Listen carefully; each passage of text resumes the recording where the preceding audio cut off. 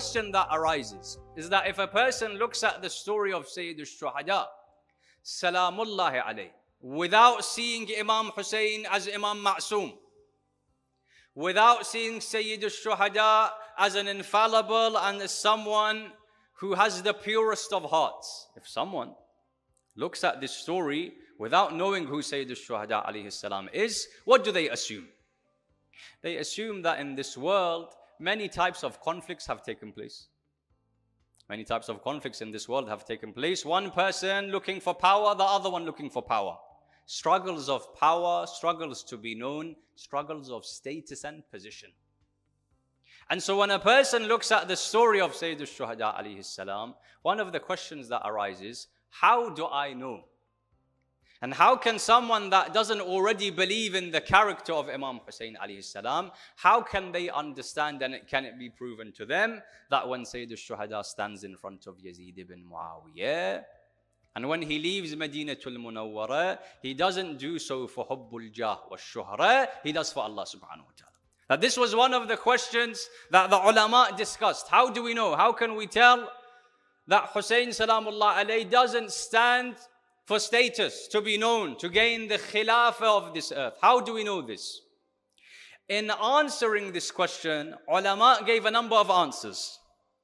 Because today, if you look in the history of Europe, of the Middle East, of the Arabs, of the non-Arabs, you will find so many examples. One person rises up, he wants power, he's killed by his own brother, he's killed by his own father, the father kills the son kills the father. We see this in all types of history.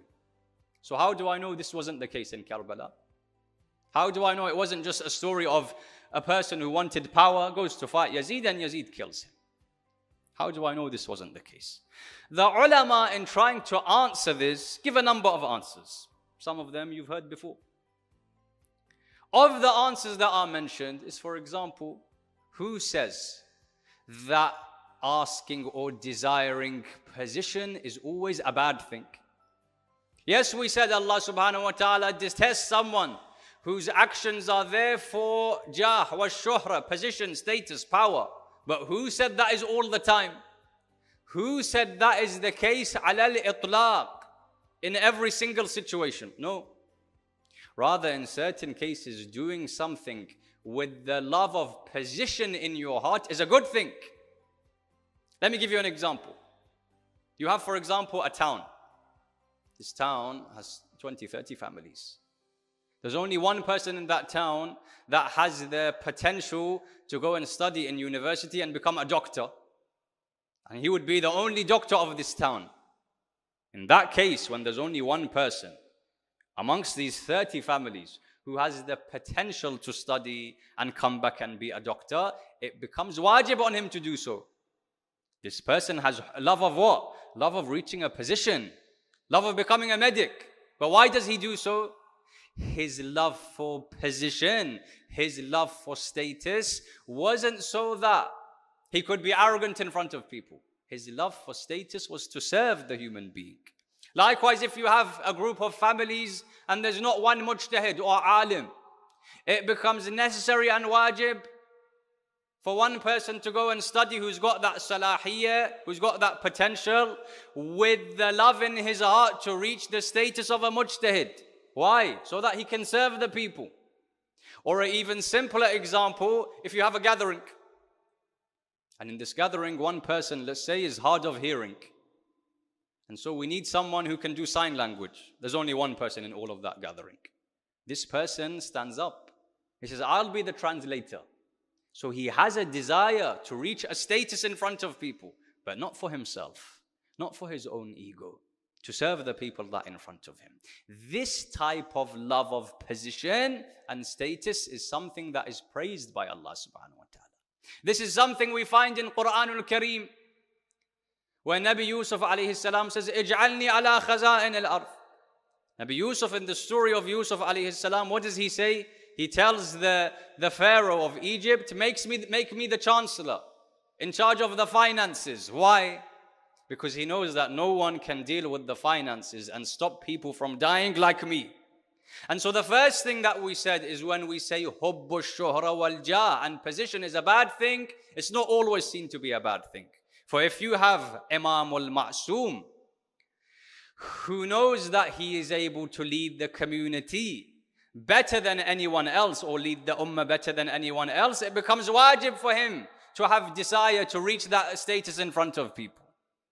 The second thing that we were told that proves that Hussein Salamullah alayhi doesn't have love of status and power is that there are a number of conversations that take place between Sayyid al-Shuhada and some of his close family members before he leaves Madinatul Munawwara.